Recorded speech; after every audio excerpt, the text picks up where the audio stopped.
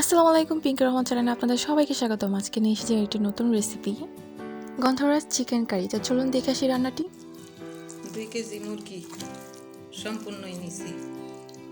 কাশ্মীরি মরিচ 1 টেবিল চামচ, ধনে গুঁড়ো 1 টেবিল চামচ, হলুদের গুঁড়ো 1 টেবিল চামচ, মরিচের গুঁড়ো 1 চা চামচ, গরম মশলার গুঁড়ো 1 টেবিল চামচ, চিনি 1 চা চামচ, আদা রসুন বাটা 2 টেবিল চামচ, পেঁয়াজ বাটা 2 টেবিল চামচ, কাঁচামরিচ বাটা 1 চা চামচ, শাহি জিরা 1 চা চামচ, টক দই 1 কাপ, একটি লেবুর রস, বাদাম, পোস্তদানা বাটা, স্বাদ মতো লবণ।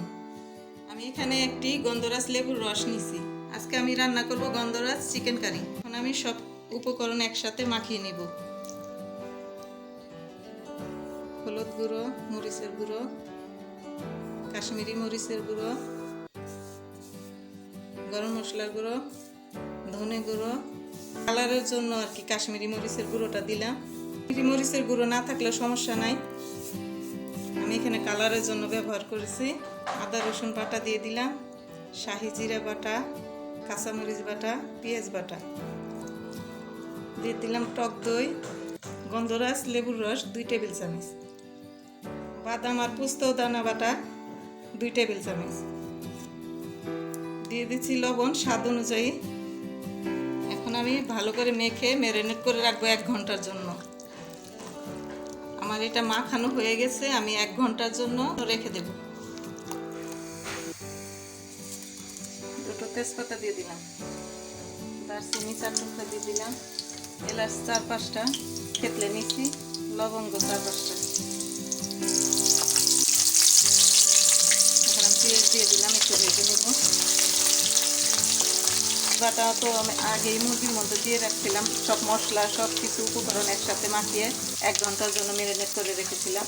এখন আমি মুরগিটার এর মধ্যে দিয়ে দেব।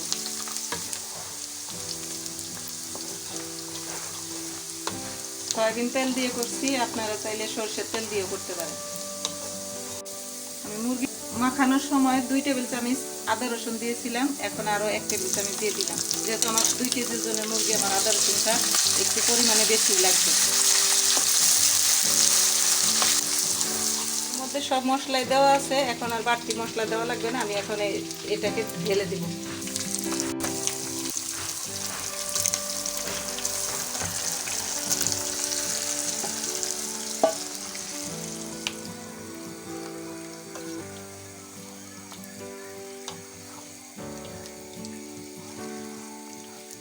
এখন এটাকে আমি ঢেকে রেখে দেব 15 মিনিটের জন্য।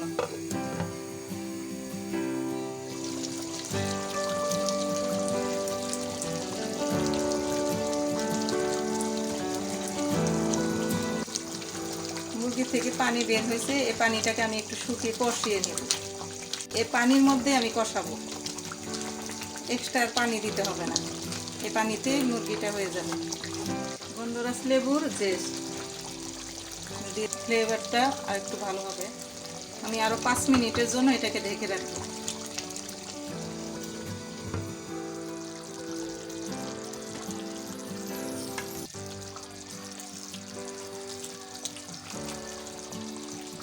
মিডিয়াম আঁচে রান্না করতে হবে, তাহলে আপনার মাংসটা সিদ্ধ হবে।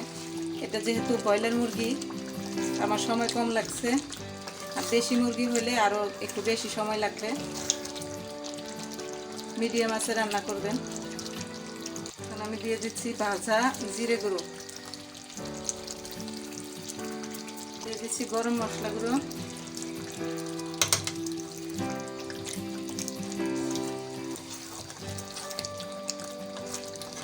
চার 5টা কাঁচামরিচ কিশমিশ দিয়ে দিলাম, দিয়ে দিচ্ছি বেরেস্তা।